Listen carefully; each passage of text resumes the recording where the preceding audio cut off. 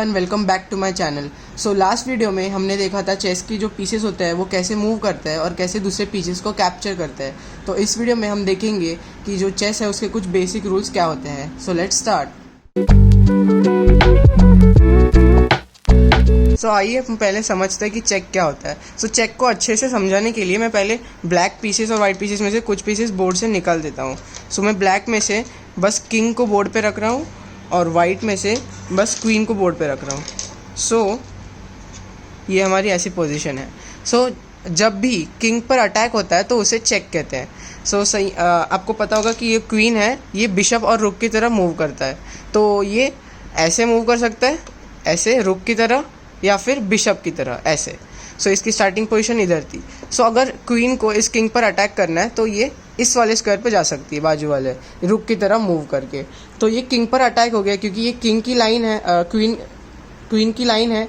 तो ये क्वीन की लाइन में आ गया किंग, तो इसे चेक कहते हैं। तो ये चेक होने पर किंग को मूव करना पड़ता है, तो किंग को मूव कर सकते हैं साइड में, तो ये चेक से बाहर हो गया। सो अब हम बिशप से भी कैसे चेक आ सकती है वो देखते हैं। सो ये बिशप मैंने डार्क स्क्वायर पे रखा, ब्लैक वाले स्क्वायर पे।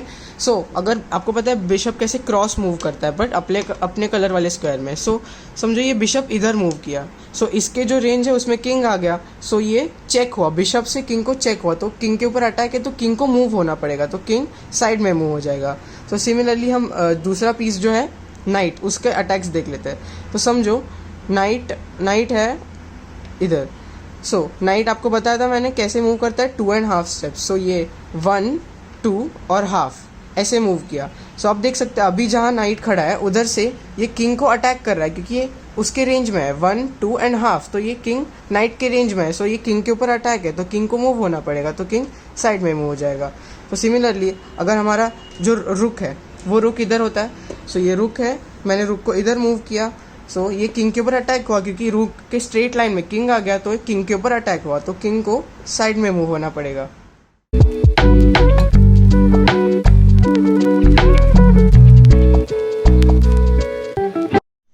और जो किंग को अगर अपोजिट किंग को अगर हराना हो तो हमें अपोजिट किंग को चेकमेट करना पड़ता है। तो चेकमेट किस तरीके से होता है कि एक जो पीसेस है वो एक पीस मूव करेगा और दूसरे वाले किंग को चेक देगा, पर चेक से बचने के लिए जो दूसरा पीस है उस जो किंग है उसे मूव करने के लिए कोई भी स्पेस अवेलेबल ही नहीं होगा। जैसे इस केस में देखिए, अगर वाइट का टर्न है और वाइट क्वीन को बिशप की तरह ऐसे इस लाइन में मूव करता है इधर ऐसे, सो ये चेक हुआ क्योंकि ये क्वीन के लाइन में किंग आ गया, तो इसे चेक हुआ ये।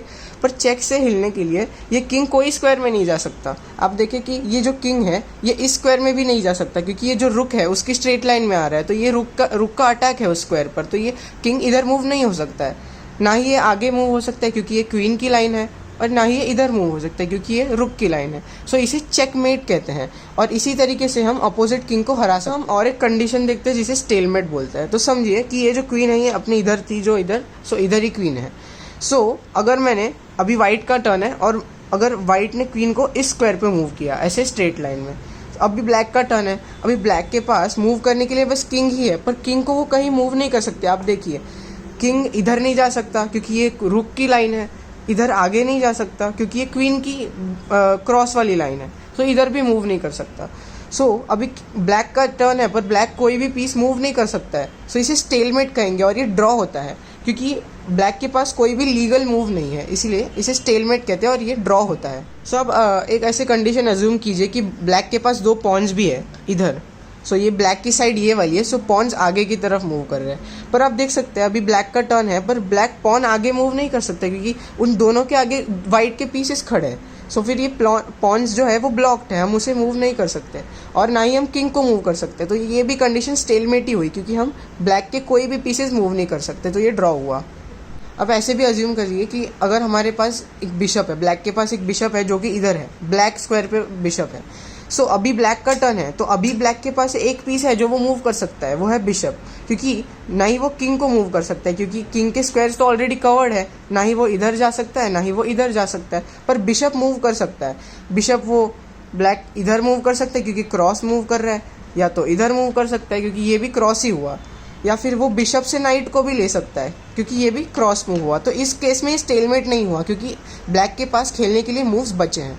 सो अभी हम देखते हैं पॉन प्रमोशन क्या होता है। सो अभी हम ब्लैक की तरफ से खेल रहे हैं, तो ब्लैक इस साइड है और ब्लैक के पॉन्स इधर सेकेंड रो में होते हैं और वो इस साइड मूव करते हैं आगे की तरफ। सो आप समझिए कि ये पॉन जो है इसके सामने कोई पीस नहीं, समझिए ये बिशप नहीं है, और अगर ये पॉन खेलते खेलते इस साइड पहुंच गया, बोर्ड के उस पार पहुंच गया लास्ट रो में, समझिए ये पॉन इधर है और ये एक मूव में इधर पहुंच गया आगे। सो ये अपोजिट वाले साइड पे पहुंचने के बाद ये पॉन कोई भी दूसरे पीस में प्रमोट हो सकता है, कन्वर्ट नहीं प्रमोट बोलेंगे, प्रमोट हो सकता है। सो अगर ब्लैक है तो उसे अगर क्वीन चाहिए, सो ये पॉन की जगह क्वीन में प्रमोट हो जाएगा। सो ब्लैक के पास एक मेजर पीस आ चुका है, वो है क्वीन। सो अभी वो क्वीन के साथ खेल सकता है, पर उसके लिए कंडीशन क्या है कि जो पॉन है वो अपने साइड से अपोजिट साइड पे लास्ट रैंक पे पहुंचना चाहिए। तो उधर पहुंचने के बाद पॉन कोई भी पीस में प्रमोट हो सकता है। सो अगर ब्लैक को क्वीन नहीं चाहिए, ब्लैक को समझो नाइट चाहिए, नाइट, सो वो पॉन की जगह नाइट भी ले सकता है, कुछ भी ले सकता है, बट मोस्टली लोग क्वीन ही लेते हैं क्योंकि क्वीन बहुत पावरफुल पीस होता है। सो इसे पॉन प्रमोशन कहते हैं। So similarly pawn promotion white के पॉन्स का भी हो सकता है। तो समझिए ये जो वाइट का पॉन है वो भी इधर है, वो भी इधर आ चुका है। सो ये भी एक, वो वाइट के पॉन्स उधर से यानी कि इधर से सेकेंड रो में चालू करते हैं। तो वो अगर इस साइड, तो उसके अपोजिट ये साइड पे अगर पहुंच गए, वो एक मूव में ऐसे मूव किया वाइट के पॉन ने, सो ये भी कोई भी पीस में प्रमोट हो सकता है। सो उसे चाहे तो वो रुक ले सकता है या फिर और एक क्वीन भी ले सकता है। आपके पास ऑलरेडी एक क्वीन है बट और एक क्वीन भी ले सकता है अगर उसे चाहिए तो। सो ये पॉन प्रमोशन हुआ वाइट और ब्लैक पीसेस। तो आइए अब देखते हैं कैसलिंग किसे कहते हैं। सो उसके लिए मैं पहले ये बोर्ड को पहले नॉर्मली सेटअप कर लेता हूँ।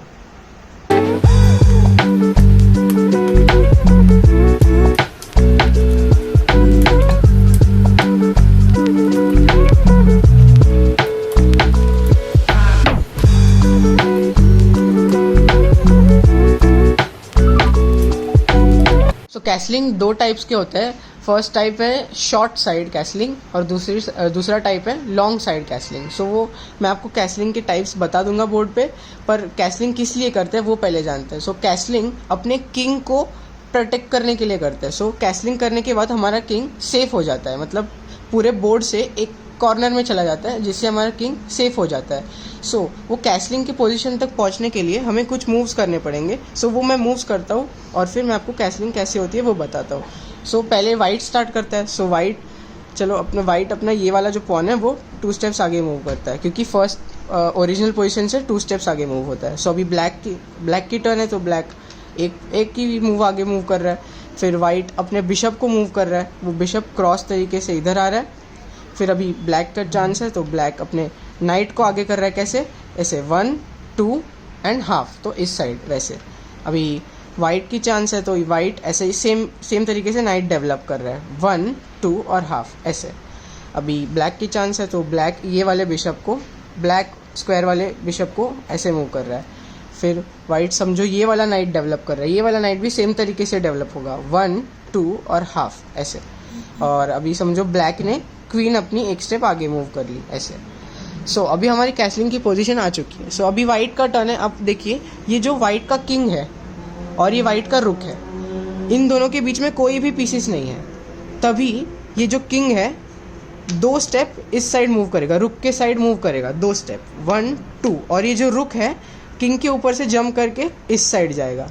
इसे कहते हैं शॉर्ट साइड कैसलिंग क्योंकि ये शॉर्ट वाली साइड है। पर अगर रुक और किंग के बीच में कोई भी पीस, समझो ये नाइट इधर होता तो ये कैसलिंग नहीं हो पाती क्योंकि उन दोनों के बीच में एक पीस है। सो इसलिए मैंने नाइट को मूव किया था। तो अभी नाइट इधर आ गया तो ये खाली स्पेस है। सो ये किंग है, ये 2 स्टेप इधर जाएगा और रुक इसके ऊपर से जंप करके इस साइड आ जाएगा। सो आप देख सकते हैं हमारा किंग एक साइड पे सेफ हो चुका है। अभी ब्लैक के चांस है। अब देखिए ब्लैक के जो किंग है और ब्लैक का जो रुक है उनके बीच में 3 स्क्वायर्स है, इधर सिर्फ 2 स्क्वायर्स थे, तो इसने किंग ने 2 स्क्वायर्स मूव किए थे और रुक ने किंग के ऊपर से जंप किया था। तो सेम इधर भी होगा, ये जो ब्लैक किंग है वो इधर 2 स्टेप्स मूव करेगा और ये जो रुक है वो जंप करके इस साइड आ जाएगा। सो ये लॉन्ग साइड कैसलिंग हुई क्योंकि इसमें 3 स्क्वायर्स का गैप था, तो इसे इसलिए लॉन्ग साइड कैसलिंग बोलते हैं। सो इस तरीके से भी अपना किंग सेफ हो चुका है। और कैसलिंग करते समय एक चीज़ हमें ध्यान रखनी पड़ती है कि कैसलिंग के टाइम हमारा किंग कोई चेक में नहीं है, कि मतलब अगर वाइट की चांस है और वाइट ने हमें चेक दिया तो हम चेक से बचने के लिए कैसलिंग नहीं कर सकते। तो कैसलिंग करने के समय हमारे दो पीसेस, वो जो है किंग और रुक, उनके बीच में कोई भी दूसरा पीस नहीं चाहिए। सो ये जो कंडीशन है कैसलिंग करने के लिए, जिससे हमारा किंग सेफ हो जाता है। सो मैंने अभी कैसलिंग एक्सप्लेन करते वक्त मैंने बोला था कि किंग इस साइड 2 स्टेप मूव करेगा और फिर रुक इसके ऊपर से जंप करके इस साइड जाएगा, पर रुक एक्चुअल में जंप नहीं करता है। बस मैंने एक्सप्लेनेशन के लिए जंप बोला। बस जो किंग जो इधर होता है वो इस साइड मूव करता है और रुक उसके इस साइड मूव करता है। जंप सिर्फ नाइट ही कर सकता है, बस ये स्पेशल केस है जब रुक इस साइड जंप करके आ रहा है पर एक्चुअली जंप नहीं कर रहा है। और जनरली अगर कोई पीस है, समझो ये ऐसे है, अगर कोई भी पीस ऐसे है तो फिर बीच में अगर कोई पीस है तो वो इस साइड मूव नहीं कर सकता, राइट। बट इस केस में वो मूव कर सकता है, जैसे इधर 1 2 किया और रुक इस साइड आ गया, तो ये कैसे आया? बस ये स्पेशल केस है, कैसलिंग एक स्पेशल केस है इसलिए ये ऐसे आया। बट जनरली दूसरे पीस को क्रॉस करके कोई पीस नहीं जा सकता है। और जनरली आपको पता ही होगा कि एक मूव में हम बस एक पीस मूव कर सकते हैं, बट इस केस में ये 2 पीसेस मूव हो रहे हैं। कैसे? ये जो किंग है वो इस साइड जा रहा है और रुक इस साइड आ रहा है, तो ये 2 पीसेस मूव किए एक मूव में, क्योंकि ये स्पेशल केस है।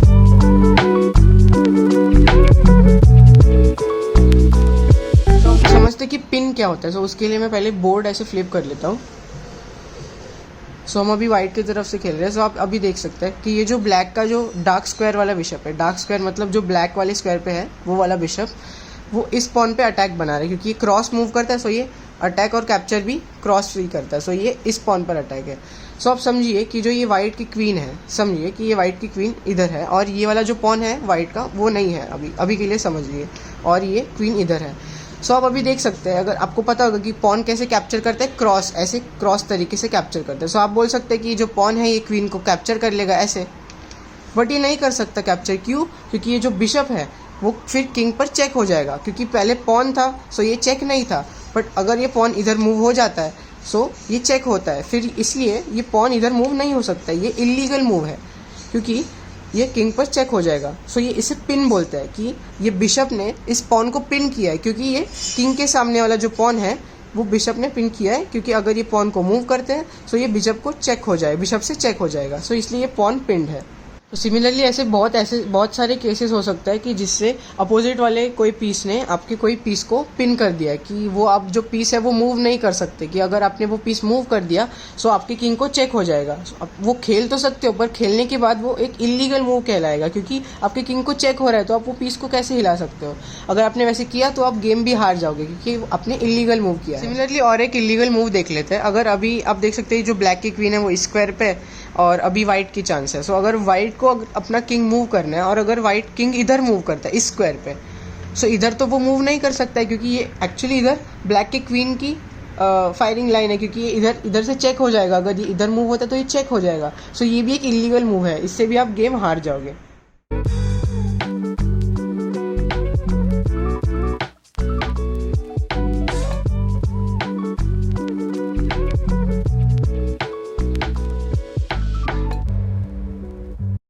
सो आज की वीडियो में हमने देखा चेस के दुनिया के कुछ बेसिक रूल्स, और अगले वीडियो से आप देखेंगे कुछ एक्चुअल गेम्स जो मैंने खेली है और उसके ऊपर हम इन रूल्स को बहुत और अच्छी तरह से समझ सकते हैं। So like and share my videos and subscribe to my channel. Thanks for watching.